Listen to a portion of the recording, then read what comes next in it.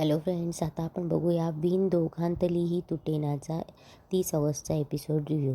कालच्या भागात आपण बघितलं स्वानंदीची सगळे वाट बघत असतात आणि स्वानंदी ही कन्फ्यूज असते की नक्की ती त्याच बंगल्यात शिरते ना, कारण की ती आधी समर राजवाड्याच्या बंगल्यात येऊन गेलेली असते म्हणून. तेव्हा बाबा तिच्याशी बोलत असतात की अगं कुठे आहेस तू. तेव्हा आजीही स्वानंदीशी बोलते की अगं बेटा ये लवकर आतमध्ये. इकडे आनंद समरला बोलत असतो की एक तर तू बदलला आहेस, नाही तर माझ्याशी इतक्या दिवस खोटं वागत होता. तेव्हा समर बोलतो की मी आजपर्यंत कोणाशी खोटं वागलेलो नाही आहे. अरे एवढा कचा भांडलास, मला माहीतच नव्हतं तू एवढा भांडू शकतोयस म्हणून. तेव्हा समर बोलतो मी भांडकुदळ नाहीच आहे, त्या बाईमुळे भांडकुदळ झालो. तेव्हा आनंद बोलतो मला वाटतं ना ती बाई तुझ्यातल्या रागाला आमंत्रण देते. तेव्हा समर बोलतो पोलीस तिला आता कसं आमंत्रण देतील ना बघच तो आता. समर पोलिसांना फोन लावतो. तेव्हा समर पोलिसांना सांगतो की त्या स्वानंदी सरपोतदारच्या अटकेचं काय झालं साहेब, तिला लवकरात लवकर अटक करा, ती बाई मला सतत स्टॉक करत असते हो. आणि इकडे स्वानंदी आतमध्ये येते तेव्हा आदिरा तिला पटकन मिठी मारते. स्वानंदी येते, आजीच्या पाया पडते, पण ती सारखी कन्फ्यूज असते की तिला आठवत असतं की हे समरचंच घर आहे म्हणून. इकडे आनंद समरला बोलत असतो की समर अरे IAS वगैरे कशाला. तेव्हा समर बोलतो की नाही, ते बाई माझी पाठ सोडत नाही. या असल्या लोकांना हीच भाषा कळते, ती आणि तिची आई एकदम डोक्यात गेल्या आहेत माझ्या. तेव्हा आनंद बोलतो की दुसरा काहीच पर्याय नाही आहे का. तेव्हा समर बोलतो की तू आहे ना त्या स्वानंदीचे सगळे फोटो डिटेल्स पोलिसांना दे, ती आपल्या एरियात आहे ना तोपर्यंतच तिला अटक व्हायला पाहिजे. तेवढ्यात समरला खाली कोणीतरी बोलवायला येतं की आजींनी बोलवलं आहे म्हणून. तेव्हा आनंद बोलतो समर समर ऐक, हे अरेस्ट वॉरंट खूप जास्त होतं आहे तेव्हा समर बोलतो की हे बघ आनंद, माझं ऐक, मी जे केलं आहे ना तेच बरोबर आहे. तू फक्त पोलिसांकडनं फॉलोअप घ्यायचं काम कर आणि तू जर फॉलोअप घेतला नाही तर पोलिसांना सांगून तुला अरेस्ट करायला लावेल, कळलं. आदिरा आणि स्वानंदी बोलत असतात तेवढ्यात पाठीमागून समर येत असतो.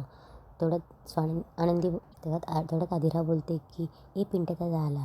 स्वानंदी उठून उभी राहते. स्वानंदी आणि समर एकमेकांकडे बघतात. स्वानंदीला लगेच आठवायला लागतं की त्याने आपल्या आईवडिलांना अरेस्ट केलं होतं म्हणून. तेव्हा समरलाही आठवत असतं की अंशू त्याला सांगत असतो की 1 नंबरची थापाडी मुलगी आहे, दादा ही तीच मुलगी आहे ज्याला आपली जमीन हडप करायची होती. ते दोघं एकमेकांकडे बघून त्यांच्या गोष्टी आठवतच असतात. तेवढ्यात स्वानंदीची आई आणि बहीण तिथे येते. स्वानंदीची आई बघूनही चकित होते समरला. तेव्हा आदिरा रोहनच्या आईची आणि बहिणीची ओळख करून देते. तेव्हा समरला तेही आठवतं की मंदाकिनीने गाडी अडवून समरला किती परेशान केलं होतं, त्याला सगळं आठवायला लागतं.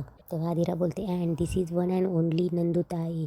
समर स्वानंदीकडे बघतो आणि त्याला लगेच आठवतं की बंगल्याच्या बाहेरही स्वानंदी आणि त्याचं भांडण झालेलं असतं म्हणून. तेव्हा रोहनही बोलतो सर, ही माझी नंदुताई आणि ही माझी आई आणि ही माझी छोटी बहीण सुष्मिता. तेव्हा समर बोलतं ह्या तुझ्या आई. तेव्हा रोहन बोलतो हो. आणि ह्या तुझी बहीण सख्खी. रोहन बोलतो हो. तेव्हा समर बोलतो ह्या तुझ्या नंदुताई.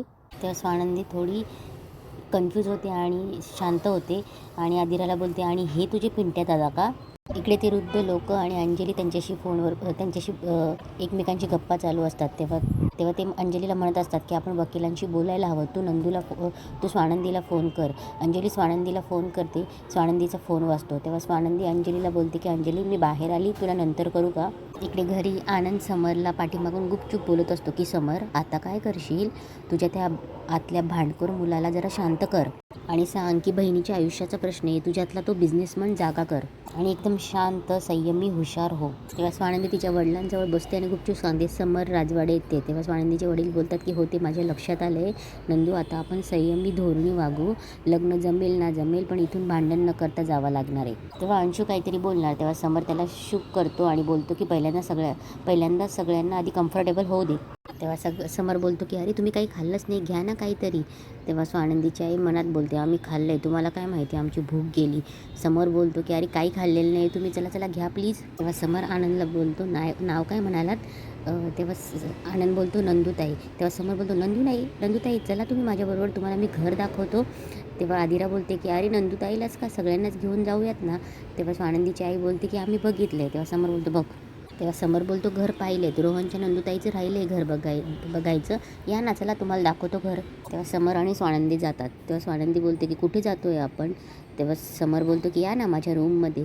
तेव्हा स्वानंदी बोलते की मी तुमच्याबरोबर कुठल्याही रूममध्ये येणार नाही आहे. तेव्हा समर बोलतो एक्सक्यूज मी, मी तुम्हाला माझ्या रूममध्ये घेऊन चाललो आहे, मला तुमच्याशी काहीतरी बोलायचं आहे आणि ते बोलणं आपल्या तिसऱ्या व्यक्तीने ऐकू नये म्हणून मी तुम्हाला माझ्या रूममध्ये घेऊन चाललो आहे. तेव्हा स्वानंदी बोलते मग रूम एवढ्या मोठ्या घरात काही बाल्कनी नाही आहे का, किचनमध्ये पण बोलू शकलो असतो. तेव्हा समर बोलतो तिथे तिसरा माणूस येऊ शकतो. तेव्हा स्वानंदी बोलते आणि रूममध्ये तिसरा माणूस येऊ शकत नाही. तेव्हा समर बोलतो ठीक आहे चला बाल्कनीत. तेव्हा ते बाल्कनीत येतात. तेव्हा समर बोलतो माझे ना हात दगडाखाली अडकलेत. तेव्हा स्वानंदी बोलते नाहीतरी काय. तेव्हा समर बोलतो की आजपर्यंत कुठल्याही स्त्रीने माझ्यावर असा अविश्वास दाखवलेला नाही आहे. तेव्हा स्वानंदी बोलते आजपर्यंत कुठलाही पुरुष माझ्याशी इतका वाईट वागला नव्हता. तेव्हा समर बोलतो वाईट मी, मग काय आता माझं कॅरेक्टर सर्टिफिकेट दाखवू. तेव्हा स्वानंदी बोलते सर्टिफिकेट घेऊन मी काय करू, वागणं बघा स्वतःचं. तेव्हा समर बोलतो हे बघा मला तुमच्याशी अजिबात वाद घालायचा नाही. तेव्हा स्वानंदी बोलते मलाही. तेव्हा स्वानंदीला समर बोलतो हे बघा माझी 2 वाक्य तुम्ही सलग ऐकून घ्याल, एकदम सलग. नंतर समर बोलतो की हे बघा माझे तुमच्याबद्दल जे काही वाद झाले तुमच्या आईबद्दल झाले, पण आत्ता आपण जरा सबुरीने घेऊयात. तेव्हा समर बोलतो माझी बहीण थोडी इम्पल्सिव्ह आहे, एखादी गोष्ट जर तिच्या मनासारखी नाही झाली ना तर ती काहीही करू शकते, काहीही. ती वीक पॉईंट आहे माझा. तेव्हा स्वानंदी बोलते माझंही माझ्या भावावरती खूप प्रेम आहे. तेव्हा समर बोलतो आणि माझं आधिरावर. तेव्हा स्वानंदी बोलते ट्रस्ट मी, रोहनच्या लग्नाचा प्रश्न नसता ना तर मी तुमच्यासमोर 1 सेकंदही थांबली नसती. तेव्हा समर बोलतो की नाही पण तुम्हाला आता इथे थांबावं लागेल. तेवढ्यात तो बाल्कनीतून खाली बघतो तो पोलीस आलेले असतात. तेव्हा समर पोलिसांना बघून खानाखुणा करत असतो. तेव्हा स्वानंदी बोलते की काय खानाखुणा करताय तो. तेव्हा त्या पोलिसांना काही कळत नसतं. तेव्हा ते बोलतात की सर प्रॉब्लेममध्ये आहेत, आम्हाला असं वाटतं की वरती जावं लागेल आणि ते सगळे वरती यायला निघतात. तेव्हा स्वानंदी बोलते पोलीस राजवाडी तुम्ही असं कसं काय केलं, आपल्या दोघी फॅमिली खाली बसल्या आहेत ना. तेव्हा समोर थोडा गोंधळ जाऊन बोलतो आलोच मी. इकडे अंशू मल्लिकाला सांगत असतो मॉम ही तीच मुलगी आहे जिच्याबरोबर वृद्धाश्रमाच्या लोकांचा वाद चालू आहे. तेव्हा मल्लिका बोलते पण ती समरशी इतकं काय बोलते. तेव्हा मल्लिका बोलते पण आता शांत राहा, जे आदिराचं डोकं आधीच फिरलं आहे, ती बिथरेल. आता जो काही वाईटपणा घ्यायचा आहे तो समरलाच घेऊ दे, तू शांत राहा.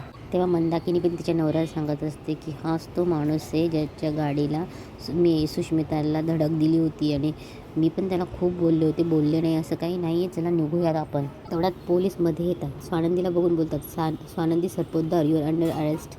सगळी स्वानंदीची फॅमिली आणि समरची फॅमिली उठून उभी राहते. तेव्हा आदिरा बोलते पिंट्या दादा काय आहे. तेव्हा काय हे पोलीस बोलतात की याच मॅडमला शोधत आम्ही इथे आलो, ह्या इथल्याच आसपासच्या परिसरात फिरतात अशी आम्हाला खबर लागली. स्वानंदीची आई बोलते की इन्स्पेक्टर साहेब अहो आमच्यासाठी हा दिवस खूप महत्त्वाचा आहे. आज माझ्या मुलाचं यांच्या मुलीशी लग्न होणार आहे, तुम्ही असं कसं माझ्या मुलीला अटक करताय. स्वानंदीचे बाबा बोलतात की काय चाललंय हे. तेव्हा समर बोलतो की ताई त्यांना सोडा, बाबा बसा तुम्ही. रोहनलाही बोलतो की मी आहे. तेव्हा समर सिच्युएशन सांभाळायचा प्रयत्न करतो की इन्स्पेक्टर साहेब काहीतरी घोळ झाला आहे, ज्या बाईंना तुम्हाला अटक करायची ना त्या या बाई नाही आहेत. तेव्हा इन्स्पेक्टर बोलतात की अहो सर हेच नाव सांगितलं होतं, यांच्या नावाचा अरेस्ट वॉरंट आहे माझ्याकडे. तेव्हा समर बोलतो की इन्स्पेक्टर साहेब काहीतरी घोळ झाला आहे, मी स्वानंदी नाव सांगितलंच नाही, आनंदी सांगितलं, आनंदीचं ऐकण्यात घोळ झाला आहे तुमचा. तेव्हा समर गोंधळत बोलतो आणि बोलतो आनंद जरा समजून सांग यांना. तेव्हा आनंद बोलतो की आपण जरा बाहेर जाऊन बोलूयात का. तेव्हा इन्स्पेक्टर बोलतात की अहो मला माहिती आहे, फोटो पाठवला तर तो पण आहे. तेव्हा आनंद बोलतो की अहो फोटोचं काय घेऊन बसलात, AI मध्ये सगळं होतं, चला बाहेर आपण बाहेर जाऊन बोलूया. आनंद त्यांना बाहेर घेऊन जातो. तेव्हा समर सिच्युएशन सावरून घेतो. तेव्हा स्वानंदीचे बाबा समरला बोलत असतात की समर साहेब तुम्ही उभे काय, बसा ना. तेव्हा समर बोलतो की माझ्या बहिणीचं लग्न आहे, भावाने उभंच राहायला पाहिजे. तेव्हा स्वानंदीही उभी राहते. तेव्हा समर बोलतो की तुम्ही बसा ना. तेव्हा स्वानंदी बोलते की नाही माझ्याही भावाचं लग्न आहे, त्याच्या बहिणीने पण उभंच राहायला पाहिजे. तेव्हा समर स्वानंदीला बोलत असतो की तुम्ही घ्या ना, तुम्ही काही खाल्लंच नाही. तेव्हा स्वानंदी बोलते की घरी बोलवायचं आणि असं ह्युमिलिएट करायचं, मी नाही, मला नको आहे काय, मी गोड खातच नाही. तेव्हा समर बोलतो का गोड खात नाही तुम्ही, म्हणजे खाल्लं पाहिजे, तुम्हाला गरज आहे आत्ता गोड खाण्याची, यू नीड इट. तेव्हा स्वानंदी बोलते की तुम्हालाच गरज आहे. तेव्हा समर बोलतो मी तर खातोच आणि मला शुगर नाही आहे. तेव्हा स्वानंदी बोलते असूच शकत नाही. तेव्हा समर बोलतो का इतके कडू आहात कारल्यासारखे. तेव्हा समर बोलतो कारलं, माझी आजी मधून मला काहीतरी कारल्यासारखं खायला देत असते, खूप प्रकृतीसाठी चांगलं असतं कारलं, तुम्ही खात जा. तेव्हा समर स्वानंदीला सॉरी बोलतो. तेव्हा स्वानंदी बोलते की तुम्ही बोलवलं ना पोलिसांना. तेव्हा समर बोलतो नाही आता ते झालं ना क्लिअर, आनंदने सगळा घोळ घातला. तेव्हा स्वानंदी बोलते तुमच्याच बरोबरचा आहे ना तो, तुमचंच ऐकून गोष्टी करतो. तेव्हा समर बोलतो नाही कधी स्वतःच्या अकलेने पण करतो, ही आजची गोष्ट त्यातलीच एक, आता झापतो बघा तो आल्यानंतर.